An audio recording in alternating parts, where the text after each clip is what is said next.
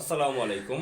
সুপ্রিয় দর্শক মণ্ডলী, রবিউল আলম নামের একজন খুনি সন্ত্রাসীকে তারেক রহমান মন্ত্রী বানিয়েছে।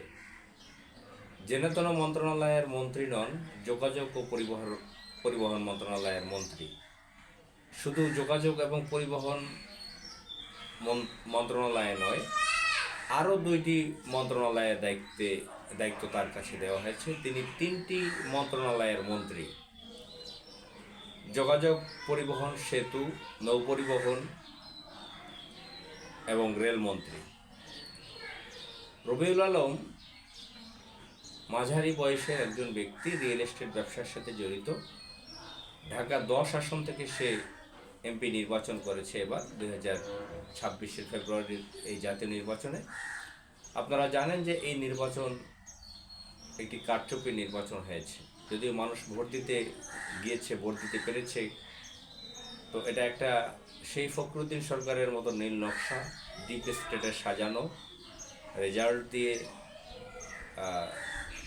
সরকার গঠন করা হয়েছে। বিএনপিকে জিতিয়ে দেওয়া হয়েছে। ডিপ স্টেট বলতে যে কথাটা আছে, সেই ডিপ স্টেটের যোগসাজশে তাদের যে স্ট্রাকচার, তাদের যে কৌশল, ষড়যন্ত্র, প্রশাসনকে ব্যবহার করে, বিদেশি সংস্থা, গোয়েন্দা সংস্থাগুলোকে ব্যবহার করে বিএনপিকে রাষ্ট্র ক্ষমতায় এনে দেওয়া হয়েছে। তো রবিউল আলম নামের একজন ব্যক্তিকে তারেক রহমান তার সরকারে নৌ পরিবহন, যোগাযোগ, সেতু ও রেলমন্ত্রী বানিয়েছে। আপনারা জানেন, আওয়ামী লীগ যে অবৈধভাবে ক্ষমতা ছিল দীর্ঘদিন, যোগাযোগ এবং সেতু মন্ত্রণালয়ের মন্ত্রী ছিলেন কাদের, ওবায়দুল কাদের। তো তিনি ছিলেন দলের সাধারণ সম্পাদক। তাকে এই বড় মন্ত্রণালয়ে দেওয়া হয়েছিল। এই মন্ত্রণালয়ের অধীনে পদ্মা সেতুর কাজ হয়েছে। এর আগে সৈয়দ আবুল হোসেন ছিল। এই মন্ত্রণালয়ের অনেক সময় অনেকেই ছিল। ব্যারিস্টার নাজমুল হুদা ছিল বিএনপির সময়ে, একসময় আনোয়ার হোসেন মঞ্জু ছিল, এবং অতীতে আরও অনেকে ছিল। অনেকের নাম বলতে পারি, সেদিকে যাচ্ছি না। রবিউল আলমকে তারেক রহমান এই মন্ত্রণালয়ে মন্ত্রী দিয়েছে। সে কখনো এর আগেও এমপি হয় নাই, এবার মন্ত্রী হলো, এমপি হলো, এবং সাথে সাথে তাকে 3টি মিনিস্টার বানিয়ে দেওয়া হলো। তো রবিউল আলম একজন বিতর্কিত ব্যক্তি। তিনি হত্যা মামলার আসামি। আমি আপনাদেরকে পড়ে শোনাচ্ছি যে উইকিপিডিয়া তার ব্যাপারে কী লিখেছে রাজনৈতিক জীবন সম্পর্কে।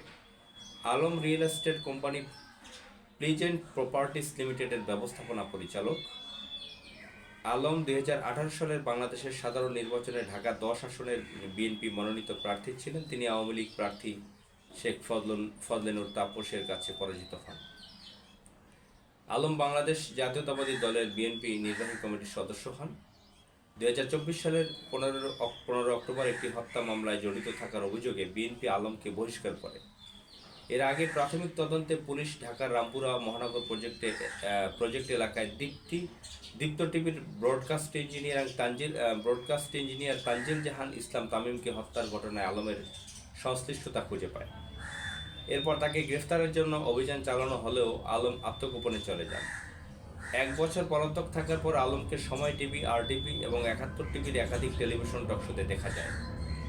2025 সালের 4 ডিসেম্বর বিএনপি 2026 সালের 12 ফেব্রুয়ারি অনুষ্ঠিতব্য 2026 সালের বাংলাদেশের সাধারণ নির্বাচনের জন্য আলমকে ঢাকা 10 আসনের প্রার্থী হিসেবে মনোনীত করেন। তিনি 80,436 ভোট পেয়ে নির্বাচনে জয়ী হন, যেখানে তার নিকটতম প্রতিদ্বন্দ্বী বাংলাদেশ জামাত ইসলামের প্রার্থী মোহাম্মদ জসিমউদ্দিন পান 77,136 ভোট। তারেক রহমানের মন্ত্রিসভায় তাকে সড়ক পরিবহন ও সেতু মন্ত্রণালয়, রেলপথ মন্ত্রণালয়ের এবং নৌ পরিবহন মন্ত্রণালয়ের দায়িত্ব দেওয়া হয়। শুনেছেন?